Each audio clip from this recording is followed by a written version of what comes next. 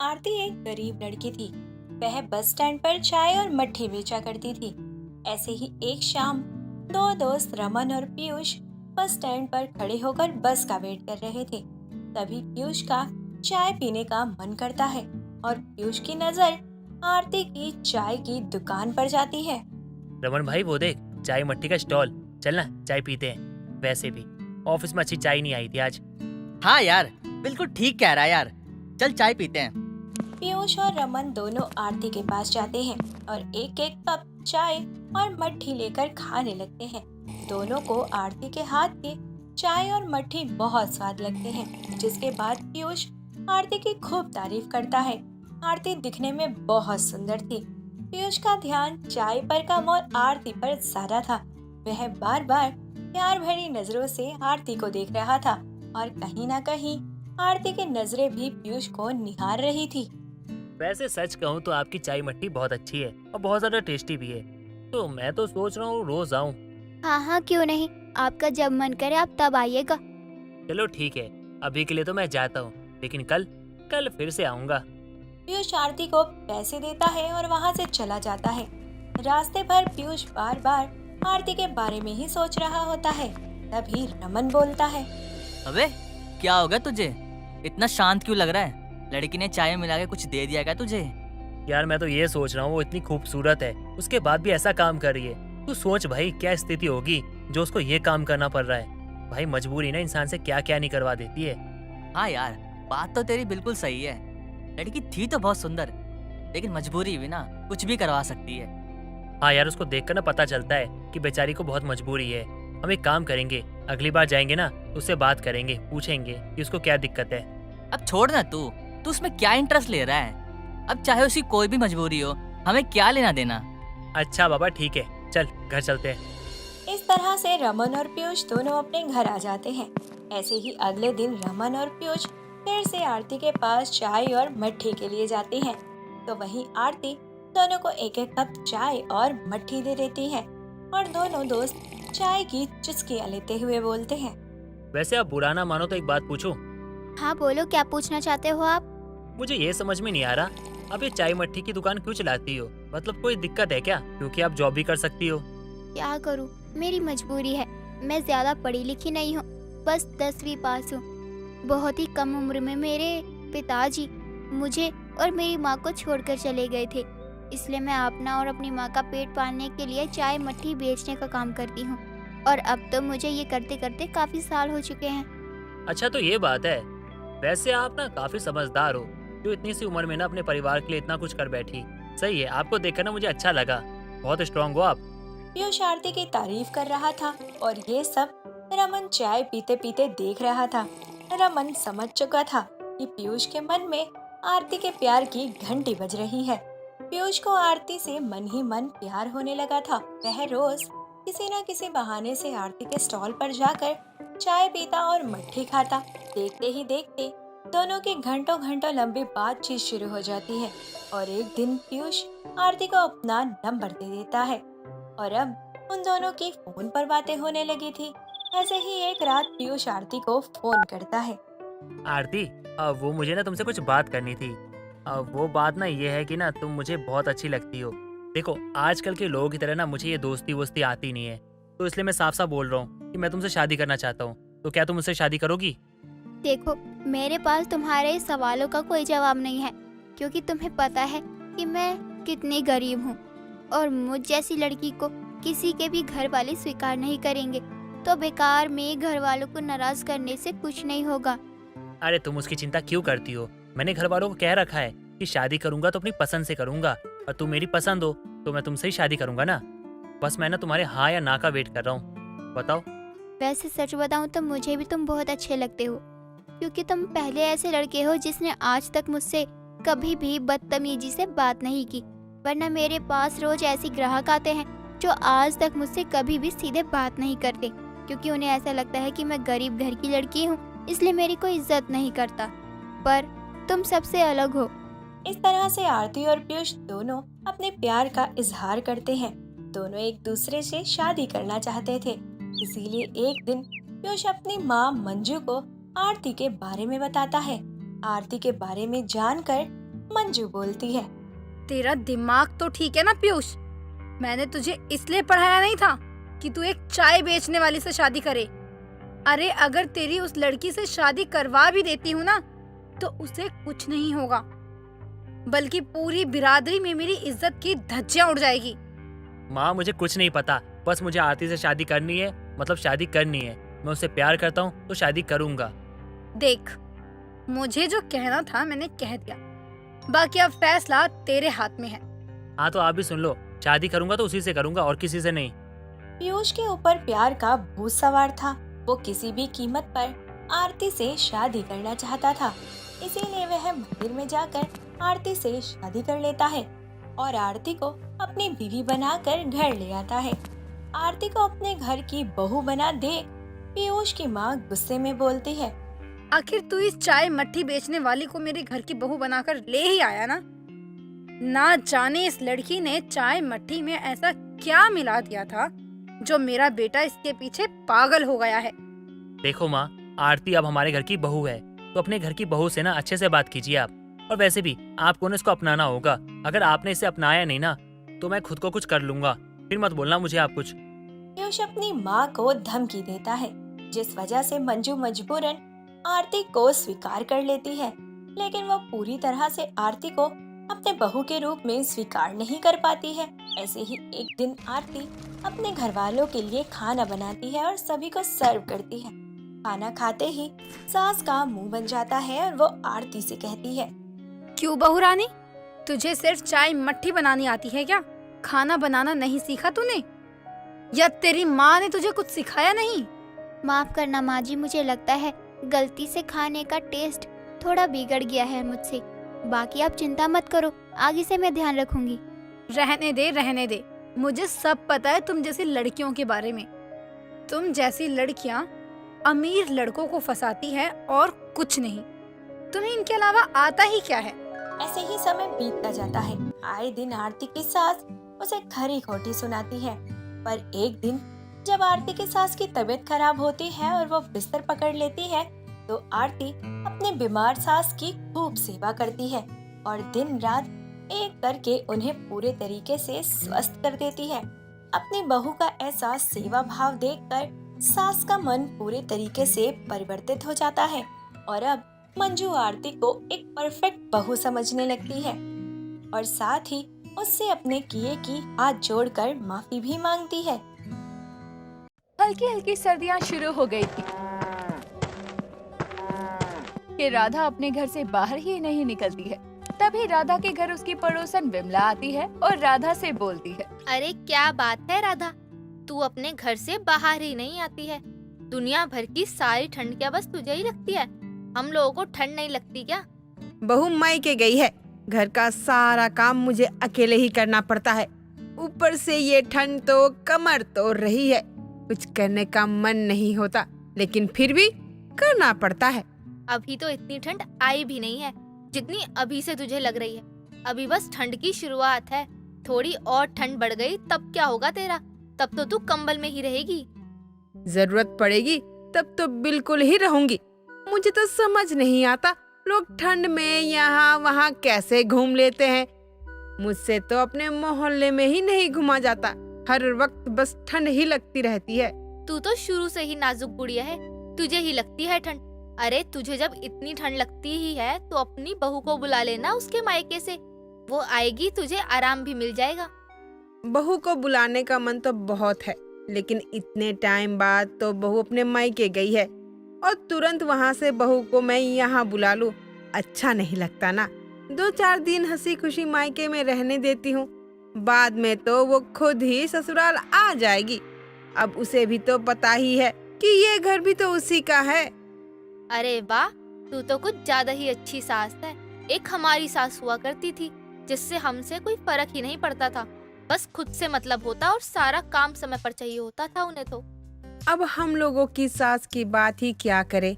वो तो बहुत सख्त मिजाज की होती थी। सारा काम समय पर और अच्छे से होना चाहिए था। उनके लिए ऊपर से सर्दी में गर्म पानी से बर्तन तक धोने नहीं देती थी। लेकिन अब वो जमाना ही निकल गया। अब तो हम खुद ही सास बन गए, तो क्या ये सब सोचना। हाँ, बिल्कुल सही कह रही है तू। वैसे तेरी बहू का कुछ अता पता ही नहीं है। कब तक आ रही है तेरी बहू? कल शाम को बात हुई थी, कह रही थी कि अब भी उसकी मम्मी की तबीयत खराब है, थोड़ी बहुत जैसी भी ठीक होती है वो तुरंत आ जाएगी। वैसे कुछ भी हो, लेकिन एक बेटी को ही अपने ससुराल का भी ध्यान रखना होता है और अपने मायके का भी ध्यान रखना पड़ता है। दोनों घरों को एक साथ लेकर चलती है। बिल्कुल सही कहा। मैं तेरे घर कितनी देर से आई हूँ, तूने एक कप चाय तक की नहीं पूछी मुझसे। अरे बहू नहीं है घर में तो क्या हुआ, तू अब चाय पानी भी नहीं पूछेगी किसी से? इतना बुरा करेगी? अब तुझे मैं बुरी लग रही हूँ तो बुरी ही सही, लेकिन मैं नहीं बनाने वाली चाय, क्योंकि चाय बनाऊंगी तो चाय के बर्तन भी धोने पड़ेंगे। इसलिए चाय पीने तब आइयो जब मेरी बहू आ जाए। ठीक है, तब पी लूंगी। तू चल मेरे घर फिर। मैं ही तुझे इस सर्दी के मौसम में गर्मा गर्म अदरक वाली चाय बनाकर पिलाती हूँ और शरीर में भी जान आ जाएगी तेरे। दोनों काफी हंसी मजाक करते हैं। सर्दियाँ बढ़ गई थी और अब राधा की बहू मधु भी वापस अपने ससुराल आ जाती है। ससुराल आने के बाद देखती है कि राधा अपने कमरे में दर्द से करहा रही है, तो मधु अपनी सास के कमरे में जाती है और अपनी सास को कहती है, अरे माँ जी, क्या हुआ? आप ठीक तो है ना? आपकी आवाज आ रही थी, कोई परेशानी है क्या? बहू, कब से मेरे घुटनों में दर्द है। सब कुछ ट्राई कर लिया, लेकिन मेरे घुटनों का दर्द जा ही नहीं रहा है। अच्छा, तभी आप दर्द से करहा रही हो। आप यहीं रुको माँ जी, मैं आपके लिए कुछ लेकर आती हूँ। मधु तुरंत अपने बैग से एक लड्डू का डब्बा निकालती है और एक तेल की शीशी निकालती है और अपनी सास के कमरे में लेकर जाती है। बहू, इसमें क्या है? तेरी माँ ने कुछ खाने को भेजा है क्या? नहीं माँ जी, मैं ये खुद लेकर आई हूँ। माँ को भी घुटनों में दर्द रहता है, इसलिए वहाँ मैंने ड्राई फ्रूट्स के लड्डू बनाए थे और घुटनों में लगाने के लिए तेल भी बनाया था। एक डब्बा माँ के घर रख दिया और एक यहाँ पर आपके लिए ले आई हूँ। आप ये लड्डू खाओ, मैं अभी आपके घुटनों की मालिश कर देती हूँ। मधु के इलाज से तो राधा का दर्द ही गायब हो जाता है और वो बिल्कुल ठीक हो जाती है। सर्दियाँ तो थी ही इसीलिए, लेकिन राधा भी अब कम ही नहाती थी। ये देखकर मधु अपनी सास से कहती, माँ जी, मैं आपको देख रही हूँ कि आप आजकल बहुत कम नहा रही हो। आपको पता है ना, नहाना हमारे लिए कितना जरूरी होता है। फिर आप नहा क्यों नहीं रही हो? नहीं बहू, बहुत ठंड हो रही है, मुझसे नहीं नहाया जाएगा इतनी ठंड में। शरीर पूरा जम जाता है, मुझे इतनी जल्दी अभी नहीं मरना। माँ जी, ये क्या बात हुई? अरे नहाओगी नहीं तो कैसे चलेगा? अरे बहू, अभी नहा लिया तो मैं ऊपर को चली जाऊंगी, मेरे पैर नहीं चलेंगे। मेरी बात को समझ रही है ना बहू? अच्छा माँ जी, अगर मैं कुछ ऐसा कर दूं कि आपको ठंड का कुछ पता ही ना चले, तब तो आप नहाओगी ना? तब आपको नहाने में कोई परेशानी तो नहीं होगी ना माँ जी? ठीक है बहू, अगर सच में ऐसा होता है तो मैं जरूर नहा लूंगी और ना ही मुझे तब कोई परेशानी होगी। ठीक है माँ जी, आप जाइए, अपने कपड़े निकाल लीजिए, मैं अभी आपके नहाने का जुगाड़ करती हूँ। मधु तुरंत अपनी सास के लिए पानी गर्म करती है और बाथरूम में हीटर लगा देती है। अब राधा नहाने जाती है तो उसे बिल्कुल ठंड नहीं लगती और वो आराम से नहा लेती है। लेकिन राधा को बाथरूम से आने में ठंड लग रही थी, इसीलिए वो बाहर नहीं आ रही थी। तभी मधु अपनी सास को आवाज लगाकर बोलती है, माँ जी, आप चिंता मत करो, आपको बाथरूम के बाहर भी ठंड नहीं लगेगी। मैंने आग जला दी है।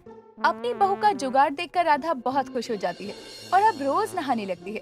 एक बार मधु के पति अंकित को गले में बहुत खराश थी, तो राधा मधु को समझाते हुए कहती है, बहू, वो बाजार में ना अदरक की गोलियां आती है, वो जुकाम खराश होने पर गला साफ कर देती है। तू एक काम कर, बाजार जा और वो गोलियां लेकर आ जा। माँ जी, लेकिन बस उन गोलियों के लिए मुझे बाजार जाने की क्या जरूरत है? वो तो मैं घर पर ही बना दूंगी। घर पर बना देगी? लेकिन कैसे बहू, तुझे आता है क्या? माँ जी, वो चीज नहीं आती है, वही तो सीखी जाती है ना। आप यहीं रुको, मैं बना कर लाती हूँ। मधु रसोई में जाती है और YouTube से देखकर अंकित के लिए अदरक की गोलियां बनाकर लाती है। और हर बार इस बार की सर्दियां राधा के लिए अच्छी थी, क्योंकि इस बार राधा के जुगाड़ू बहू उसके साथ जो थी। राधा के कमरे के बाहर की हवा बहुत तेज थी, जिससे बार बार कमरा ठंडा हो जाता है। इसीलिए राधा फिर मधु के पास आती है और मधु से कहती है, अरे बहू जरा देख तो, मेरे कमरे में इतनी हवा कहाँ से आ रही है। कमरा कम और शिमला ज्यादा लग रहा है। माँ जी, जब आप अपने कमरे में खिड़की दरवाजे खोल कर रखोगी तो ठंड क्यों नहीं आएगी? अरे जब कहीं बाहर से हवा आने की जगह ही नहीं होगी तो कमरा गर्म रहेगा ना माँ जी। आप भी ना। बहू इतना दिमाग तो मुझ में भी है। मैंने सारी खिड़कियां बंद कर रखी है, लेकिन कमरा फिर भी ठंडा ही है। रात में इतनी ठंड लगती है कि पूछ मत। माँ जी कोई बात नहीं, फिर आप टेंशन मत लो। मैं फिर कोई जुगाड़ लगाती हूँ जिससे आज रात आप आराम से सो सको अपने कमरे में। मधु तुरंत फाइबर वाले दरवाजे अपनी सास के कमरे की खिड़कियों में लगवा देती है और आधी जमीन पर कालीन बिछा देती है और खाली जमीन पर तसले में आग जलाकर उसमें गर्म कोयला रखती है जिससे ठंड न लगे और कमरे में गर्माहट हो जाती है। जब राधा अपने कमरे में जाती है तो उसके कमरे में इतनी गर्माहट देखकर बहुत खुशी होती है और वो अपनी बहू को बुलाती है। बहू सच में तेरे जुगाड़ ने तो मेरी सर्दियाँ आसान कर दी, वरना मुझे तो इतनी ठंड लगती है कि क्या बताऊं। माँ जी मेरे होते आपको किसी चीज की चिंता करने की कोई जरूरत नहीं है। मैं हूँ ना, मैं आपके लिए ऐसे जुगाड़ लाऊंगी ना कि आपको सर्दियों का ही कुछ पता ही नहीं चलेगा।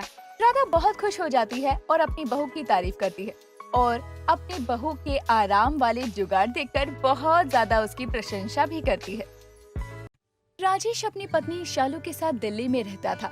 अपनी दादी की तबीयत खराब होने की वजह से दोनों उनसे मिलने के लिए अपने गांव जाते हैं, जहां ना लाइट होती है और ना ही कोई आराम की चीज, जिस पर उसकी पत्नी शालू बोलती है, हे भगवान, कैसा पति मिला है मुझे जिसे अपनी पत्नी की कोई ही चिंता नहीं है। मैं यहाँ ठंड से मर रही हूँ और ये हैं कि आराम से सो रहे हैं। अभी बताती हूँ इनको। तुम पागल हो क्या? इतनी ठंड में रजाई कौन छीनता है? मैं आपकी रजाई इसलिए खींच रही हूँ ताकि आपकी नींद खुल सके। आप बड़े ही आराम से सो रहे हैं ना। अब रात में सोऊंगा नहीं तो क्या जगराता करूंगा? हाँ, अजीब बात करती हो तुम भी। मैं अजीब बात कर रही हूँ? आप देखिए तो सही, आपने कहा था कि गांव में मुझे किसी चीज की कोई कमी नहीं होगी, लेकिन यहाँ मुझे हर चीज के लिए परेशान होना पड़ता है। यार क्या प्रॉब्लम है तुम्हें? हाँ, रात में आराम से सोने तक नहीं देती। मुझे तो कोई परेशानी नहीं हो रही। आपको हमेशा गांव में रहना पसंद था। दादी की बीमारी के चक्कर में आपका ये सपना भी पूरा हो गया, तो आपको यहाँ कोई परेशानी क्यों ही होगी। अच्छा ठीक है यार, मान ली तुम्हारी बात। अब बोलो क्या परेशानी है तुम्हें? मुझे अपने कमरे के लिए हीटर चाहिए, मैं उसके बिना नहीं रह सकती। क्या कहा तुमने? हीटर चाहिए तुम्हें? अरे रात में कहाँ से लेके आऊंगा हीटर में? आज रात काट लो, कल तुम्हारे लिए हीटर ले आऊंगा, ठीक है? सो जाओ। पक्का ना? आप झूठ तो नहीं बोल रहे हैं? हाँ यार ठीक है, ला दूंगा, वादा करता हूँ तुमसे। अब तो सोने दो मुझे, कल ला दूंगा हीटर। राजेश इतना कहकर दूसरी तरफ मुंह करके सो जाता है और शालू भी गुस्से में लेट जाती है। जैसे तैसे करके उसकी रात कटती है। अगले दिन सुबह जैसे ही वो अपनी दादी को लेकर घर से बाहर निकलता है, शालू उसे पीछे से आवाज लगाती है, दादी का चेकअप करवाने के बाद मार्केट जाकर मेरे लिए हीटर ले आना। हीटर? अरे क्यों बहू, हीटर का क्या काम है? इतनी अच्छी धूप निकलती है, आराम से धूप देखो। वैसे दादी ठीक कह रही है। आपसे जितना बोला है उतना करिए। मुझे हीटर चाहिए, मतलब हीटर चाहिए बस। बहू ये क्या तरीका है अपने पति से बात करने का? तू मेरे पोते से ऐसे बात करती है क्या हमेशा? नहीं दादी, वो तो बस। मुझे कुछ नहीं सुनना है। आज के बाद मेरे पोते से ऐसे बात कभी मत करियो। दादी जी नहीं करूँगी। वही सही होगा तुम्हारे लिए। चलो बेटा, वरना देर हो जाएगी। राजेश अपनी दादी को लेकर डॉक्टर के पास जाता है और वापस आते टाइम मार्केट की बहुत सी दुकानों पर हीटर का पता करता है, लेकिन उसे कहीं भी हीटर नहीं मिलता। तभी उसकी दादी बोलती है, बेटा तू भी पक्का जोरू का गुलाम हो गया है। उसने एक बार हीटर लाने के लिए बोला और तू तो पागलों की तरह पूरे मोहल्ले में उसके लिए हीटर ढूंढता फिर रहा है। शायद तू ये भूल रहा है कि ये गांव है, तेरा शहर नहीं। यहाँ हीटर मिलना बड़ा मुश्किल है। दादी अगर हीटर नहीं मिला ना तो वो मुझे बहुत सुनाएगी। वो कभी गांव में रही नहीं ना, इसीलिए उसे यहाँ के तौर तरीके के बारे में कुछ नहीं पता। ठीक है बेटा, तुझे जो करना है कर। मैं कौन होती हूँ मियाँ बीवी के बारे में बोलने वाली। राजेश के बहुत ढूंढने पर भी उसे हीटर नहीं मिलता। वो परेशान होकर अपनी दादी को लेकर वापस आता है उसे खाली हाथ देखते ही शालू फिर से राजेश को सुनाने लगती है। मैंने जाते जाते कई बार आपसे कहा था कि मेरे लिए हीटर ले आना, लेकिन आप तो सुनते ही नहीं है और खाली हाथ चले आए। तुम्हें गुस्सा करने की जरूरत नहीं है, दादी से खरा नहीं हुआ जा रहा था इसलिए वापस आ गया। तुम्हें हीटर चाहिए मैं ला के दूंगा, तब तक ना अपना मुंह बंद रखो, समझी? अब कैसे लाएंगे, अब तो आप वापस आ गए। मेरा एक दोस्त है, शायद उसके पास हीटर होगा, मैं उसी से कुछ टाइम के लिए ले आऊंगा और तुम्हें दे दूंगा, ठीक है? आपको खरीद कर लाना है या किसी से मांग कर, मुझे उससे मतलब नहीं है, मुझे तो बस हीटर चाहिए। शालू की बात सुनकर राजेश गुस्से में घर से बाहर चला जाता है और अपने दोस्त को फोन करके हीटर के लिए बोलता है। थोड़ी देर बाद उसके घर जाकर हीटर लेकर वो अपने घर वापस आता है और शालू को देता है। हीटर देखकर शालू बहुत खुश हो जाती है। अगर ये काम आपने पहले कर दिया होता तो इतना सुनना थोड़ी ना पड़ता। अरे हीटर तो मेरा पोता ले आया, लेकिन तू इसे चलाएगी कैसे? लाइट तो सुबह से आ नहीं रही और पड़ोस वाले बोल रहे थे शायद कुछ दिन आएगी भी नहीं। दादी जी आप ये क्या बोल रही हैं? बिना लाइट के हीटर कैसे चलेगा? मैं तो यहाँ ठंड से ही मर जाऊंगी। अरे मैं बोल रही हूँ, सच बोल रही हूँ। अब बता तू क्या करेगी इस हीटर का? जाने दो दादी, आप परेशान क्यों हो रही हो? इसका काम है ये जाने, मेरा काम था लाना, मैंने ला दिया। अब इसका इस्तेमाल कैसे हो पाएगा नहीं पाएगा ये जाने, हमें क्या? राजेश और उसकी दादी वहाँ से चले जाते हैं। हीटर मिलने के बाद भी शालू उसका इस्तेमाल नहीं कर पाती। दिन गुजरते हैं, तभी एक दिन सुबह के समय शालू घूमने के लिए बाहर निकलती है। तभी उसकी नजर एक मिट्टी से बने घर पर जाती है, जहाँ एक औरत अपने बेटे के साथ जमीन पर एक मिट्टी का घड़ा रखकर बैठी थी और उसका बेटा ठंड से कांप रहा था। आप कैसी माँ हैं? आपका बेटा यहाँ ठंड से कांप रहा है और एक आप हैं कि इसे लेकर जमीन पर बैठी हुई हैं। मेरे बेटे को ठंड नहीं लगेगी, मैंने अपने बेटे के लिए हीटर जला रखा है। मैं शहर से आई हूँ, इसका मतलब ये नहीं कि आप लोग शहर वालों को बेवकूफ बना सकते हैं। मैं सच बोल रही हूँ, अगर आपको विश्वास नहीं है तो इसके पास थोड़ी देर बैठ कर देखिए। आपका कहने का मतलब क्या है? इस घड़े में हीटर लगा हुआ है? नहीं, मेरे बोलने का मतलब वो नहीं था, लेकिन जितनी गर्माहट आपको अपने बिजली वाले हीटर से मिलेगी उतनी ही हमारे इस अनोखे हीटर से भी मिलेगी। एक बार आप बैठकर तो देखिए। उस औरत के बार बार कहने पर शालू उनके पास बैठती है और उसे सच में वहाँ गर्माहट महसूस होती है। लेकिन उसे समझ नहीं आ रहा था कि उस गरीब औरत ने ठंड से लड़ने के लिए अनोखा हीटर तैयार कैसे किया। कुछ देर के बाद उसे अपनी दादी की आवाज सुनाई देती है और वो तुरंत अपने घर लौट आती है। अरे कहाँ चली गई थी बहू? मैं तुझे पूरे घर में ढूंढ रही थी। दादी मेरी नींद खुल गई थी तो मैंने सोचा थोड़ा बाहर घूम लूं।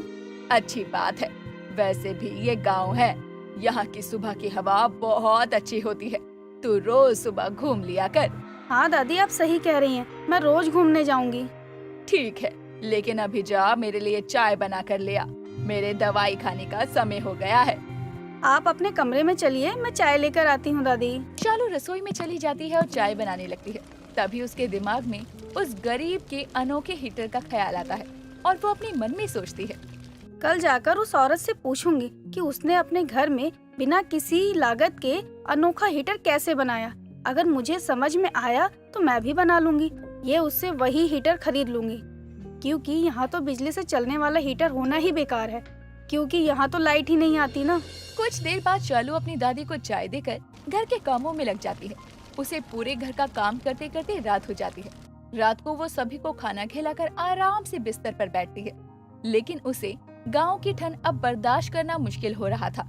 तभी वो अपने कमरे की खिड़की खोलती है और उसकी नजर फिर से उस गरीब औरत पर जाती है, जो कि अपने अनोखे हीटर के आगे बैठकर आग सेक रही थी। मैं आपसे पूछना भूल गई थी कि आपने कहा था कि ये अनोखा हीटर बनाया है। मैंने तो अपने पति से हीटर भी मंगवाया, फिर भी ठंड में तड़प रही हूँ, और एक आप हैं कि जो बिना लकड़ी बिना बिजली के हीटर मजे से जला रही हैं। क्या करूं बहन, हम गरीब लोग हैं, हमारे पास इतने पैसे नहीं हैं जो हम हीटर खरीद सके।